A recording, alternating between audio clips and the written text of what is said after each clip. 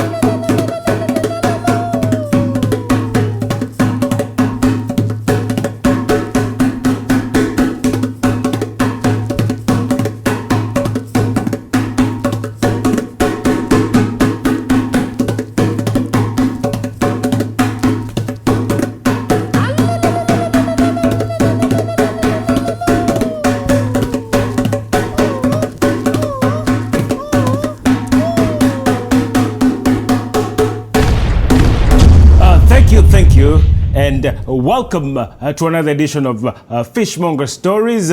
My name is George, but I go by the name Fishmonger Stories. Today, I have one riddle and a story to share with you. Are you ready for this riddle before we get into a story?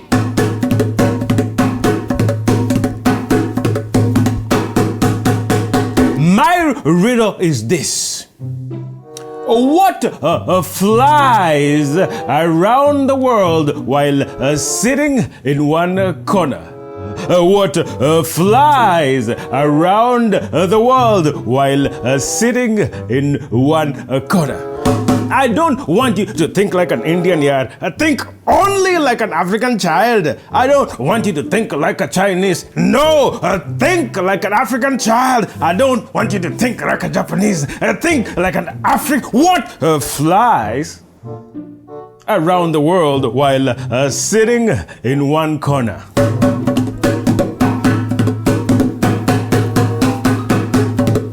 The answer is a stamp. The stamp flies around the world while sitting in one corner. Yes.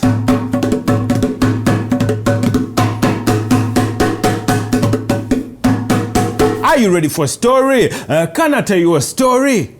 Hadithi hadithi. Hadithi njoo. Hadithi hadithi. Hadithi njoo. Ladies and gentlemen, boys and girls, Nyikwaramogi, once upon a time, hapo zamani za kale, Chon Gilala, there lived a man. This man, he married two wives. His two wives bore him two teenage daughters. The two teenage daughters loved each other immensely, like twins. The two teenage daughters were utterly inseparable. The two teenage daughters were called ADUNG'AIRO and ADILERO. ADUNG'AIRO and ADILERO, even though they were stepdaughters, they were utterly inseparable. Wherever you saw one, you'd eventually see the other one. Whenever one was sent to the market to buy salt, the other one tagged along. Wherever one was sent into the river to fetch water, the other one tagged along. Whenever one was sent to fetch firewood, the other one tagged along. Whenever one went outside the village for a short call, or a long call. The other one tugged. That's how utterly inseparable the two step-sisters were. Can I tell you the story of ADUNG'AIRO and ADILERO? The two sisters loved each other immensely. One day, a virus called Medusi from a long distant land attacked the village, killing a lot of people, including ADILERO's mother, and thus leaving ADILERO an orphan. Oh, the good father, he was very sad. And he called his second wife and said, "Second wife, make me a promise that for as long as I live, you will treat ADILERO just like your daughter ADUNG'AIRO." And the second wife, she crossed her heart and lifted her index finger and said, my husband, for as long as you live, I will treat ADILERO just like my own daughter, ADUNG'AIRO, just like my own flesh and blood. Can I tell you a story? Are you ready for a story? Hadithi, hadithi! Hadithi njoo! Hadithi, hadithi! Hadithi njoo!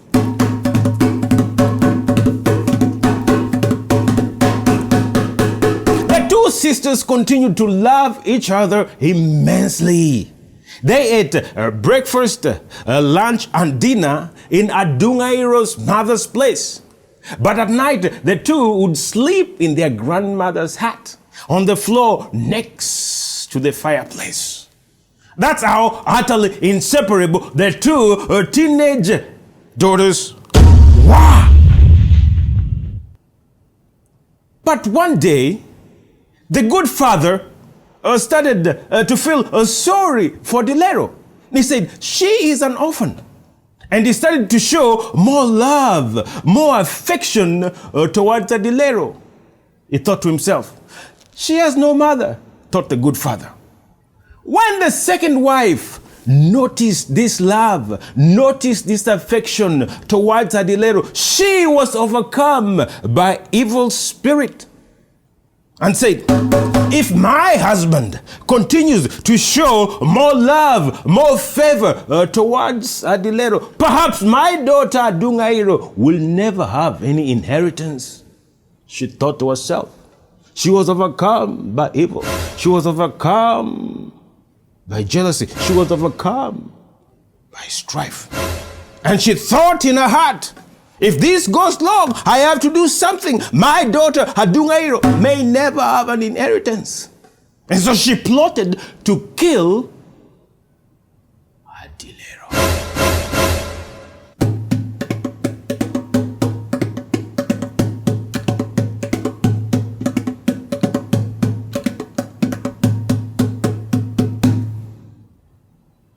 The two sisters slept in their grandmother's hut. So ADUNG'AIRO's the second wife thought that what you do is to wait when the grandmother was away, is to take a knife and go and stab ADILERO at night. So she waited for the fateful night. Unbeknown to her, on this fateful night when the grandmother was away, the two sisters went to sleep on their grandmothers and they lay on the floor. And ADILERO looked at ADUNG'AIRO and said, my sister, thank you for loving me. You've loved me so much since my mother died. Today, I will let you sleep next to the fireplace so you too can feel how warm the fireplace is. And the two sisters, they swapped places.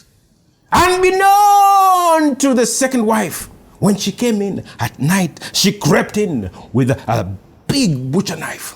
And she knew ADILERO slept by the fireplace. She crept in with a big butcher knife and started to stab the poor girl to pulp, leaving her bleeding profusely. And she went back into her hut, where she washed her hands, her clothes, and the knife and got rid of all the evidence.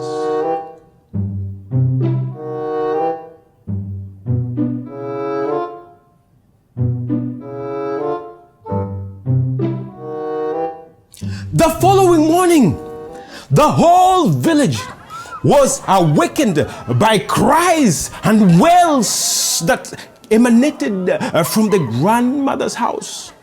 The whole village was shocked, dumbfounded, when they found the badly, brutally bruised and murdered body of ADUNG'AIRO. Wails and cries continued to rent through the sky as if to rip into the heavens when the body was discovered. Who had committed this crime? ADILERO. She cried until she lost her voice. ADUNG'AIRO was gone. The good father, he cried till he lost his voice.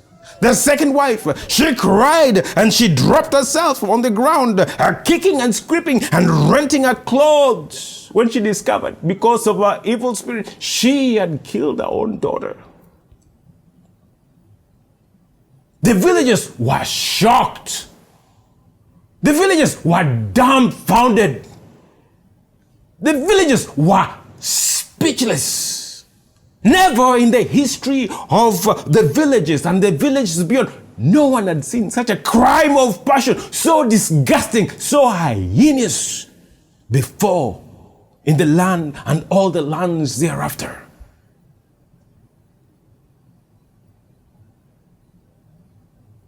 On the day that ADUNG'AIRO was buried, ADILERO, she cried. She wanted to jump into the grave, and she had to be pulled back. Because she said, as long as my sister is not alive, I don't deserve to live. She wanted to jump into the grave, but they pulled her back from the grave. ADILERO, she'd walk onto the riverbank from the rising of the sun until going down of the same, sitting there, singing, crying, hoping that maybe one day her sister will rise out of the riverbank and come to her.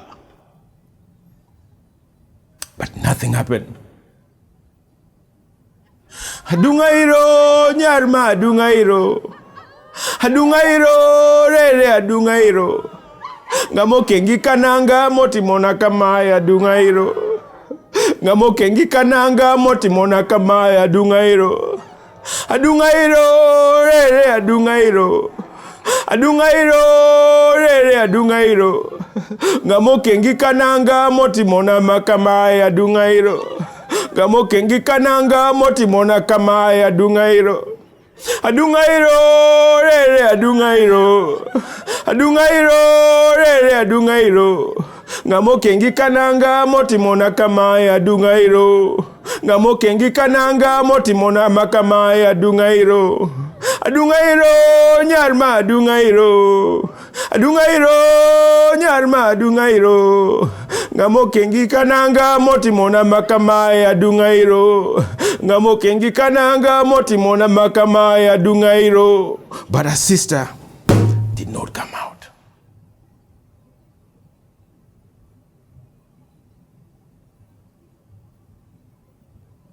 A week passed. In fact, half a moon passed, and the good husband, he summoned everybody in the village open square with the permission of the chief to find out who had committed this heinous crime, who had committed this shocking, dumbfounding crime, this never before seen in the land. And it was decided that a witch doctor had to be summoned. The people gathered. The witch doctor came, and the people shouted, "An eye for an eye, a tooth for a tooth." The witch doctor, he made a concoction. He made a concoction called manyasi. And everybody from every household, male and female, young and old, are to stand in the village square and drink and pass it on this manyasi. Everybody, male and female, young and old, are to drink this manyasi. Only suckling infants, toddlers and children were exempt. But everybody else had to drink. And so they drank and passed it on, drank and passed it on, drank If you drank this manyasi and you committed the crime, you would die. ADILERO, she drank the manyasi. The good father, he drank the manyasi. The second wife, she drank the manyasi too. But nothing happened. The witch doctor told everybody, let's hold hands and repeat after me. Repeat the chant after me. The killer must die. Janek Nyakato. The killer must die. Janek Nyakato. The killer must die. Janek Nyakato. The killer must die. Janek Nyakato. The killer must die. Janek Nyakato. But nothing happened. Not an insect died.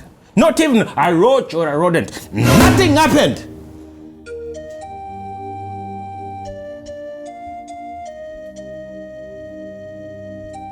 The killer must die, Janek Nyakato. The killer must die, Janek Nyakato. The killer must die, but nothing happened. Nothing.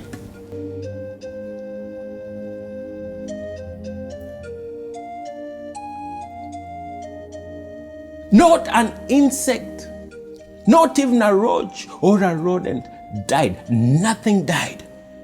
Janek Nyakato. The killer must die, Janek Nyakato. The killer must die, but nothing happened.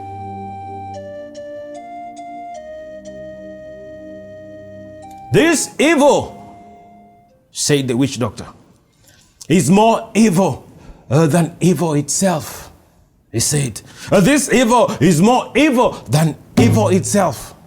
I therefore recommend that we summon Isabella Bibi Nyajuola. I recommend that we summon Isabella Bibi Nyajuola. And the crowd went hush. Because everybody knew who Isabella Bibi Nyajuola was. Can I tell you a story? Are you ready for a story? Hadithi hadithi. Hadithi njoo. Hadithi hadithi. Hadithi njoo. Ladies and gentlemen, boys and girls, Nikwaramugi, Isabella Bibi Nyajuola was a Janawi Madhako, a female oracle whose reputation superseded for a no-nonsense reputation. Everybody knew that if Isabella Bibi Nyajuola was summoned, someone was going to die and die miserably. Janawi Madhako, a female oracle, Isabella Bibi Nyajuola. And just like that, Isabella Bibi Nyajuola was summoned. And summoned indeed she was. And she came. When Isabella Bibi Nyajuola came, she came bearing a fly whisk. Ladies and gentlemen, boys and girls, Nikwaramu, everybody knows that a regular fly whisk is made out of the tail of a cow. But Isabella Bibi Nyajuola, she showed up with a fly whisk made out the tail of a dog. Yes, the tail of a dog.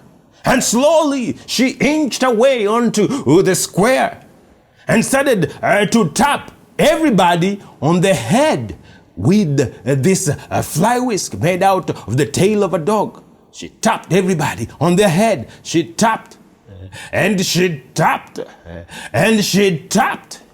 Everybody, male and female, old and young, except suckling infants, toddlers and little children were exempt. She tapped everybody on the head. And after she had finished tapping everybody on the head, she inched her way in the middle of the village square and looked around. And she lifted the fly whisk up into the sky, looked at it, and she dropped the fly whisk when the flowers dropped on the ground, everybody fell and tumbled on top of each other. Everybody fell over. And everything was quiet.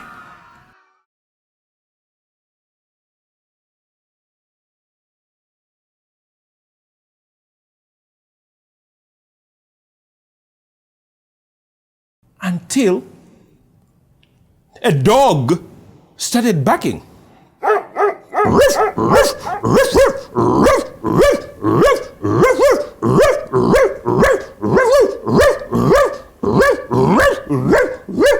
A ferocious dog could be heard barking in the back. The dog continued to bark louder and louder.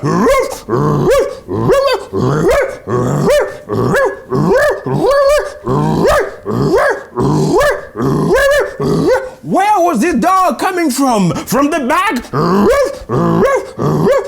When everybody looked to the back to see where the dog was coming from, or whose dog it was that was barking so ferociously, they were shocked to see it was the second wife who was barking like a ferocious, like a mad dog filled with rabies.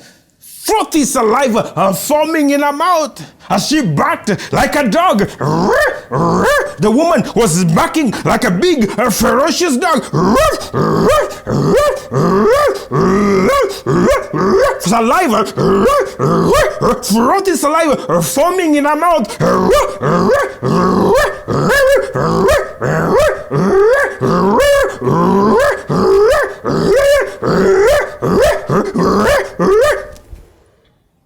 Janek, said Isabella, the killer. Janek, said Isabella Bibinyajula, the killer. She killed our own daughter because of evil spirit, jealousy, and strife. Janek, she's the killer. She killed our own daughter. She continued to bark. And then everybody knew she is the killer, the second wife. Oh, and just like that, the second wife was banished to die like a beast in the wilderness because of a beastly act that she had committed. Banished to die in the wilderness with other wild animals. Barking ferociously, frothy saliva coming out of her lips and mouth. She was banished to die like a beast in the wilderness for a beastly act. And from that day on, the reputation of Isabella Bibinyajula grew farther, wilder, like a wild fire into other villages and more villages. From that day, the people of the village continued to stay in peace, love, and harmony. No more heinous, no more shocking crimes, no more dumbfounding crimes of passion, heinous crimes were ever committed by anybody in the village or the next land or the land after that. Everybody feared Isabella Bibinyajula. Janawe Madako. Janawe Madako. Isabella Manyara Sego. Kiti ota mojingeyo. Isabella nego to chiro. Ginonene ruoto chano chon. Isabella, she was feared for her no-nonsense reputation. It is said that one day she pointed a small finger at the river, and the river stopped flowing and the river flew backwards. It is also said that Janawi Madako, Isabella Bibinyajula, one day she blew her hot breath onto a ng'o tree and the tree died immediately. Janawi Madako, she also said that one day she brought back to life a notorious goat thief who had stolen a goat, brought him back to life and made him repay for the stolen goat and killed him again.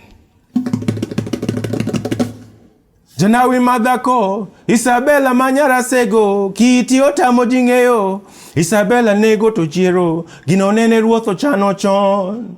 Janawi madhako, Isabella manyara sego, kiti otamo jing'eyo, Isabella nego to chiro, ginonene ruotho chano chon. Janawi madhako, Isabella manyara sego, kiti otamo jing'eyo, Isabella nego to chiro, ginonene ruotho chano chon. Janawi madhako, Isabella manyara sego, kiti otamo jing'eyo, Isabella nego to chiro, ginonene ruotho chano chon.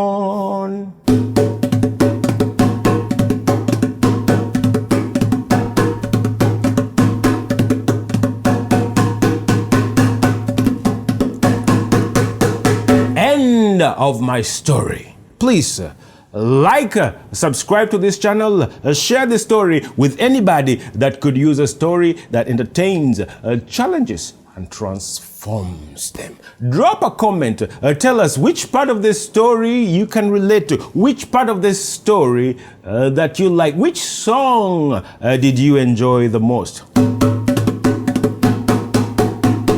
Until another time, asante sana, obrigado, gracias, shukriya, arigato, Dankeschön, merci beaucoup, katonda kusereke, zaijian, sheishe, firmilenge, tutinda adong arom gibao makanera. May I grow to be as tall as the tallest tree in my uncle's homestead.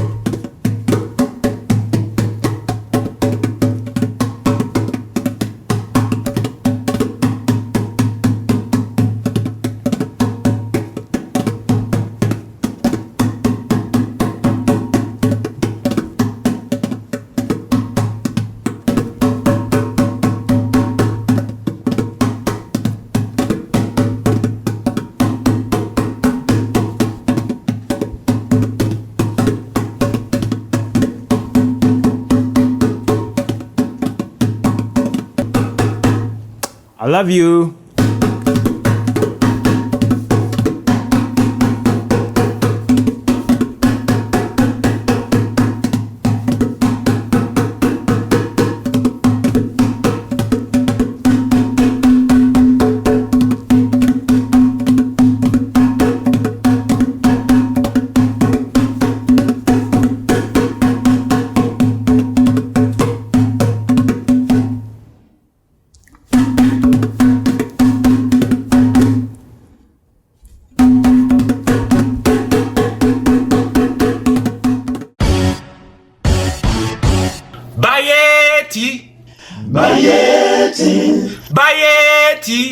Bayeti Nkosi, Bayeti, King of Kings, Bayeti, Bayeti Nkosi, Bayeti Nkosi is King of Kings.